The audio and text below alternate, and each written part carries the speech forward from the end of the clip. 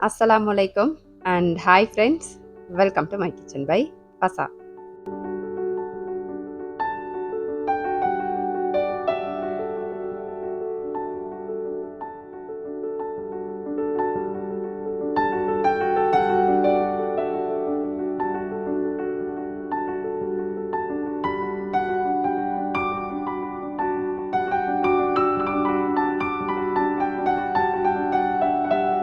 எல்லாருமே சுகமாயிப்பீங்க அப்படின்னு நினைக்கிறேன்.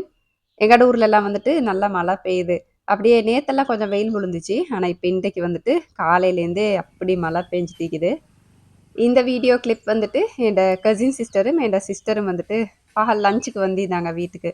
அப்ப நிறைய நாளா என்னோட வீடியோஸ்ல இந்த விருந்தெல்லாம் சமைக்கிறது காட்டி நிறைய நாளா இந்த நாளும் சிம்பிள் சிம்பிள் அப்படின்னு சொல்லிட்டு நார்மலாவே காட்டிட்டிருக்கிறேன்னா அப்ப இந்த கிளிப்பை சேர்த்தேன் நிறைய பேருக்கு விருப்பமாய்க்கும் அப்படின்னு சொல்லிட்டு. ஏன்னு சொன்னா இன்றைக்கு வந்துட்டு ட்ரெடிஷனல் ஆக்குவோம் அப்படின்னு நினைச்சேன். அந்த பிரியாணி இந்த புதுசா வந்துச்சு இல்லையா அந்த டிஷ்ஷஸ் அந்த மாதிரி இல்லாம ட்ரெடிஷனலா எங்களோட வீட்டில் வந்துட்டு இந்த விருந்தாளிகள் எல்லாம் வந்தா என்ன சமைப்பாங்களோ அந்த மெனு தான் அப்ப காட்டுவோம் அப்படின்னு நினைச்சேன். இந்த ரெசிபீஸ் எல்லாமே நான் வந்துட்டு விதவிதமா ஷேர் பண்ணிக்கிறேன். ஷேர் பண்ணாதத வந்துட்டு மேலோட்டமா அப்படியே சொல்லிடுறேன். அதுக்கு ஃபர்ஸ்ட்டு இந்த கத்திரிக்காய் கறி ஒண்டிக்குது. நெறைய பேர் இத ட்ரை பண்ணி பார்த்துட்டு, "நல்லா இருந்துச்சு சிஸ்டர்" அப்படின்னு சொல்லிட்டு ஃபீட்பேக் தருவாங்க. அப்ப அந்த மாரி ஒரு கத்திரிக்காய் பொரிச்சாக்குற கறி ஒண்டு செய்வோம் அப்படின்னு சொல்லிட்டு, தோட்டத்திலே கத்திரிக்காய் வந்துட்டு மாஷால்லான்னு நெறைய காய்க்குது. இப்ப நெறைய நாள் அந்த மரம் வந்துட்டு பழசு அப்படின்றதால கத்திரிக்காய் கொஞ்சம் குட்டி ஆயிட்டு. புது கண்டுகள்ல மட்டும் கொஞ்சம் பெருசா அப்படி காய்க்குது. அப்ப அதெல்லாம் பறிச்சு, மத்த வேலைகள் எல்லாம் இந்த பொரிச்சு வைக்கிற அந்த வேலைகள் எல்லாம் செஞ்சா லேசாய்க்கும் இல்லையா? அதோட கொஞ்சம் கொஞ்சம் வீட்டு வேலைகள் இருந்துச்சு. இந்த தண்ணி நிறைக்கிறது அந்த மாரி வேலைகள் எல்லாம். அப்ப அதெல்லாம் பார்த்து பார்த்து செய்றேன். ஏன்னு சொன்னா, எப்பவுமே நாங்க அப்படிதான் இல்லையா? ஒரு விருந்தாளி வாரேன்டா, அது எங்கட வீட்டு ஆக்களாவே இருந்தா கூட வீடெல்லாம் வந்துட்டு சுத்தமாய்க்கணும், அழகாய்க்கணும்னு நான்லாம் அப்படிதான் ஃபர்ஸ்ட்டா வீட்ட வந்துட்டு நல்லா கிளீன் பண்ணி, நைட்டுக்கே மொப்பெல்லாம் போட்டு வச்சுருவேன். இன்றைக்கு மெனு என்ன அப்படின்னு சொன்னா, சிக்கன் கறி வந்துட்டு நல்லா மிளகுக்கு கோழி கறி ஆக்கிட்டு, கொஞ்சமா அப்படி பொரிச்செடுப்போம் அப்படின்னு நெனச்சேன். அத பொரிச்செடுத்துட்டு, கத்திரிக்காய்க்குது இல்லையா? அது நான் வழமையா செய்ற அந்த பொரிச்சாக்குற கத்திரிக்காய் கறி, அதுக்கப்புறம் அவிச்சு வதக்குற கிழங்கு கறி உண்டு, பப்படம், அவ்வளோதான். புடிங் ஒண்டு செய்றோம். இந்த கஸ்டர்ட் புடிங் விக்குது இல்லையா? அந்த மாரி நார்மல் புடிங் தான். நார்மலா செய்யக்கூடிய இந்த கஸ்டர்ட் புடிங்கா இருந்தா கூட நெறைய பேர் சொல்லுவாங்க, "எங்களுக்கு வந்துட்டு இது சரி வராது சிஸ்டர். இந்த அளவுகளோட தாங்க" அப்படின்னு சொல்லிட்டு, நான் அளவுகள் எல்லாம் ஸ்க்ரீன்ல போடுறேன். அப்ப உங்களுக்கு பார்த்து செஞ்சு கேளு. இப்ப வந்துட்டு ஸ்டோரி டைம். இந்த கஸ்டர்ட் புடிங் அப்படின்னு சொல்லக்கல, எனக்கு வந்துட்டு நல்ல ஒரு காமெடி சீன் உண்டு. மனசுல ஓரத்துல அப்படி எப்பவுமே எப்ப செய்றனாலும் எனக்கு வந்துட்டு அத நெனச்சா சிரிப்பு வரும். என்னன்னு சொன்னா, எங்கட டெடா வந்துட்டு இந்த ஆக்குற சில டிஷ்ஷஸ் வந்துட்டு நல்லா செய்வாங்க. நல்லா சமைப்பாங்க எங்கட டெடா. அப்ப எப்பவுமே வீட்ல புடிங் செய்றான்னு சொன்னா வந்துட்டு டெடா தான் செய்வாங்க. நல்லா செய்வாங்க டேஸ்ட்டா. அப்ப அன்னைக்கு டெடா ஈக்கல்ல யாரோ வாரேன்னு சொல்ட்டாங்க. அப்ப உம்மக்கு வந்துட்டு அவசர அவசரமா மத்த வேலைகள் எல்லாம் மீந்துச்சு செய்றதுக்கு. அப்ப அவசர அவசரமா அதெல்லாம் செஞ்சுட்டு இருக்கக்கல, நான் உம்மட்ட சொன்னேன், "நான் வந்துட்டு புடிங்க செய்றேன். நீங்க வந்துட்டு மத்த வேலைகள செய்யுங்க" அப்படின்னு சொல்லிட்டு. அப்பல்லாம் நான் ஒரு 8ஆம் ஆண்டு படிச்சுட்டிருப்பேன் அப்படின்னு நெனைக்கிறேன். அப்ப கஸ்டர்ட் அந்த பவுடர்லாம் போட்டு பாலெல்லாம் ஊத்தி அப்படியே லைட்டா சூடு பண்ணி கப்ல எல்லாம் ஊத்தி, அப்ப எங்கட வீட்ல ஃப்ரிட்ஜ் கூட இல்ல. அடுத்த எங்கட மாமிட வீட்ல தான் வைக்கிற மாரி. அப்ப அங்க கொண்டு போயிட்டு வச்சுட்டு வந்துட்டேன். அப்ப டெடா அது கொஞ்சத்தாலே வந்துட்டாங்க நல்ல நேரம். வந்ததுக்கு அப்புறம் எல்லாம் ரெடி ஆயிட்டா அப்படின்னு செக் பண்ணி பார்த்துட்டு, உம்மா வந்துட்டு கறி எல்லாம் சமைச்சு அந்த மாரி எல்லாமே ஆல்ரெடி கிட்டவாக்கி எல்லாம் செஞ்சுட்டாங்க. அப்ப நான் அப்படி பெருமையா, "ஓ டெடா நான் புடிங்க செஞ்சு மாமியோட ஃப்ரிட்ஜ்ல வச்சுட்டேன்." அந்த மாரி கூட சொல்லிட்டேன். "ஆ அப்படியா?" அப்படின்னு சொல்லிட்டு, "சரி இப்ப எடுத்துட்டு வாங்க. அப்ப வந்துட்டு கூழ் எல்லாம் பெருசா தேவையில்ல இல்லையா? அப்ப இப்ப சரியா வரும்." அந்த மாரி சொல்லிட்டாங்க. அப்ப நானும் போயிட்டு அப்படியே ட்ரேயோட பார்க்குறேன். அப்படியே ஷாக் ஆயிட்டு எனக்கு. புடிங் வந்துட்டு ஊத்தி வச்ச மாரி தண்ணி மாரி அப்படியே இக்கிது. அப்ப எனக்கு ஒரு பக்கம் பயம், "டெடாட்ட எப்படி இத காட்டுற?" ஒரு பக்கம் பயம். அடுத்தது ஆக்கள் வந்தா என்னத குடுக்குற? அப்படின்னு சொல்லிட்டு, "சரி எடுத்துட்டு வருவோம் மாமானப்பட்டா டெடாட்டா தானே" அப்படின்னு சொல்லிட்டு அப்படியே தூக்கிட்டு வந்து டெடாட்ட காட்டினா, டெடா சொல்றா, "என்ன புள்ள இப்படி செய்றா புடிங்? வா உனக்கு சொல்லி தரேன் எப்படி செய்ற" அப்படின்னு சொல்லிட்டு, அப்படியே கூலா எல்லாத்தையும் திருப்ப சட்டில போட்டு, எனக்கு சொல்லிக் குடுத்தாங்க புடிங் செய்றதுக்கு. அப்ப அண்டையிலேருந்து இன்று வரைக்கும் மாஷாஅல்லாண்டு ஃப்ளாப் ஆகாம கஸ்டர்ட் புடிங் வந்துட்டு நல்லாவே செய்வேன். நெறைய பேர் சொல்லுவாங்க சாப்பிட்டாக்கள், "உங்களோட கஸ்டர்ட் புடிங் நல்லா இக்கிது. எப்படி செய்ற?" அப்படின்னு சொல்லிட்டு ரெசிபி கூட கேட்பாங்க. அப்ப அதெல்லாம் நினைவு வரும். அந்த சீன் எனக்கு நினைவு வரும். இப்ப கூட நினைவிக்குது. அந்த ட்ரேட கலர் ஊத்தி வச்ச அந்த கப்புகள் அதெல்லாம் நினைவிக்குது. என்னடா கஸ்டர்ட் புடிங்க்கு இவ்வளோ ஒரு அளப்பறையாண்டெல்லாம் கேட்காதீங்க. சும்மா எனக்கு நினைவு வந்துச்சு உங்களோட ஷேர் பண்ணணும் அப்படின்னு நினைச்சேன். ஃபர்ஸ்ட் என்ன ஃப்ளாப் வந்துட்டு நினைவிக்குது. சக்சஸ் மட்டும் நினைவிக்கப்படாது இல்லையா? ஃப்ளாப் சீனும் கட்டாயம் நினைவிக்கணும். அப்பதான் அத விட பெட்டரா எங்களுக்கு வந்துட்டு அடுத்தத செய்ய இயலும். அப்படியே நிறைய வேலை செஞ்சுட்டேன் அப்படின்னு நினைக்கிறேன். இந்த கிழங்கு அவிச்சு வதக்குறது வந்துட்டு எங்க அம்மா நல்லா டேஸ்ட்டா செய்வாங்க. இது ஒன்றுமில்ல, கிழங்க வந்துட்டு மிச்சம் அவிய விடாம லைட்டா அந்த பச்சை தன்மையும் இல்லாம அவிச்சு எடுத்துட்டு, அதுக்கப்புறம் இதை தாளிச்செடுக்கணும். நல்லா வெங்காயம், இஞ்சி பூண்டு விழுதெல்லாம் போட்டு, தக்காளி, மாசி, கருவேப்பிலை எல்லாம் போட்டு நல்லா தாளிச்சிட்டு, கட்டர்த்தூள், மஞ்சள் தூள் மட்டும் தான் போடணும். போட்டு உப்பு போட்டு அந்த அவிச்ச கிழங்க இப்படி பெருசு பெருசா கட் பண்ணி வச்சுக்கணும். அதை போட்டு அந்த தாளி பொய்க்குது இல்லையா, அதில் போட்டு நல்லா மிக்ஸ் பண்ணி எடுத்துட்டோம் அப்படின்னு சொன்னால் இந்த கிழங்கு கறி நல்லா டேஸ்ட் ஆயிக்கும்.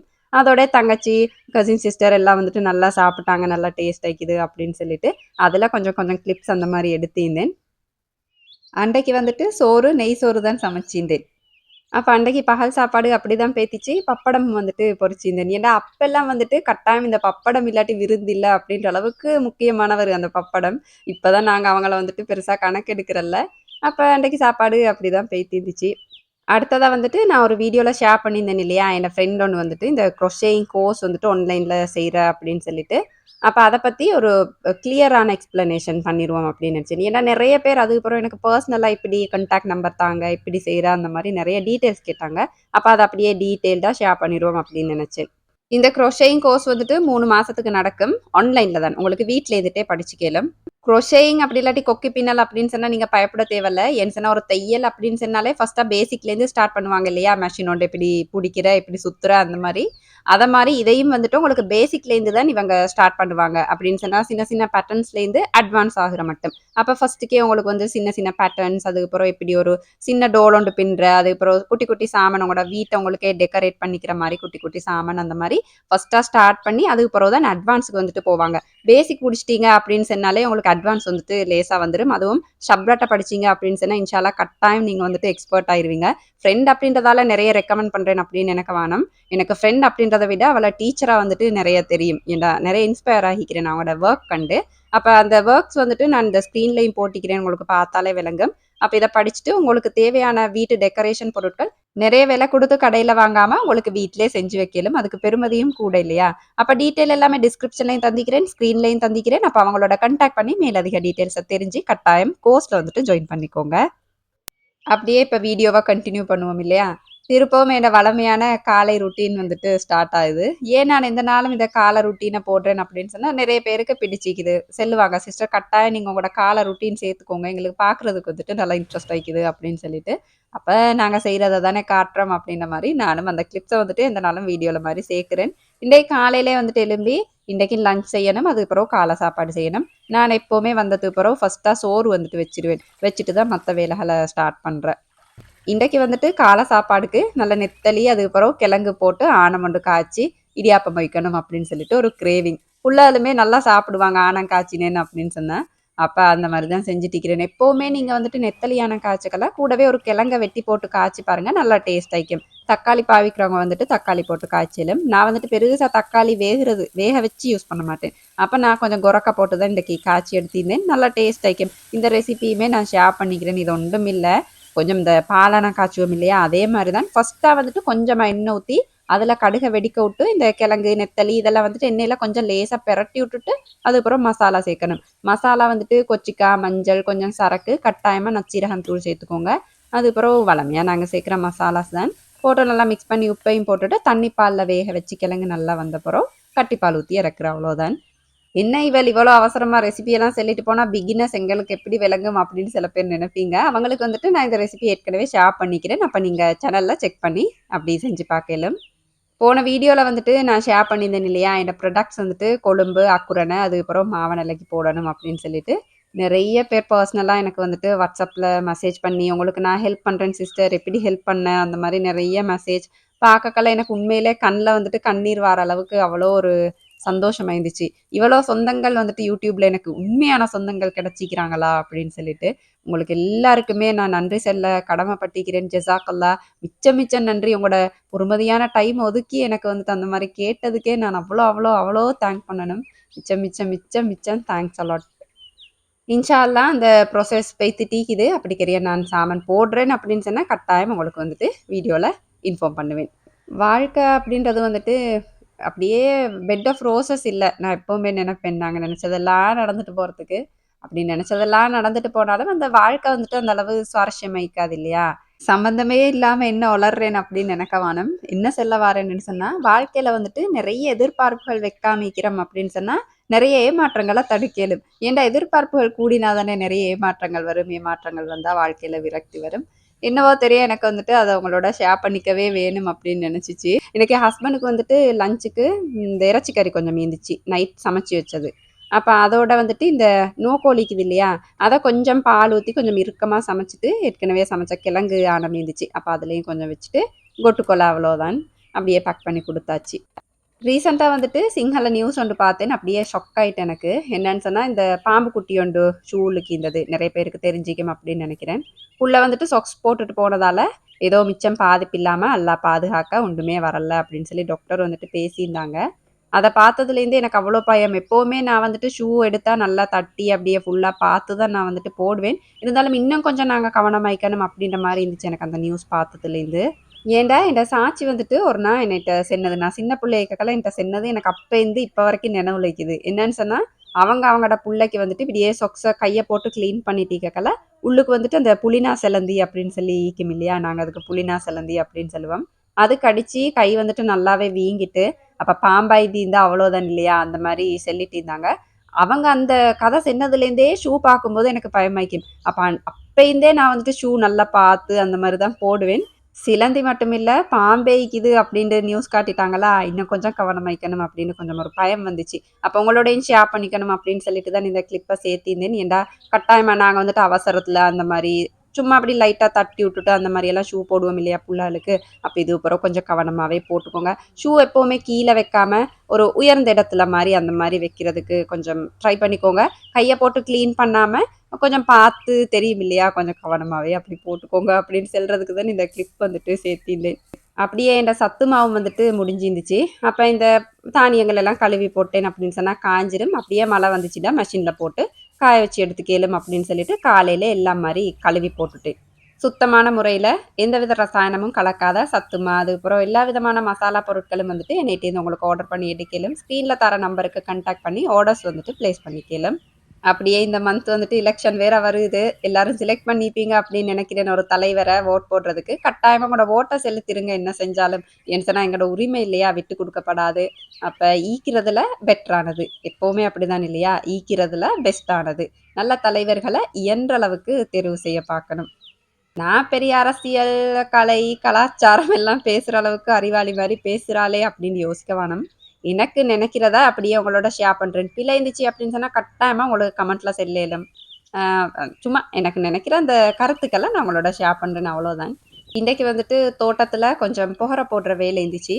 நான் எப்பவுமே இந்த புகர போடுற கிளிப்ப அடிக்கடி எப்படியுமே போடக்கெல்லாம் சேர்த்துப்படும். அப்படி நெறைய பேர் என்ட்ட கேட்பாங்க, "என்ன புகர சிஸ்டர் போடுற? எப்படி மெயின்டெயின் பண்ற? ஏன்ட இந்த காய்கறி செடியெல்லாம் காய்க்குதுல்ல என்ன பண்ண?" அந்த மாரியெல்லாம் கேட்பாங்க. அதுக்காகவே இப்பலாம் வந்துட்டு நல்லாவே கிளியரா போடுறேன் பாருங்க. நான் வந்துட்டு ஆட்டெரு தான் போடுவேன். ஏன்டா, இப்ப மிச்ச நாளாவே ஆட்டெரு வந்துட்டு எனக்கு நல்லா இதாயிக்குது, பயன் தருது.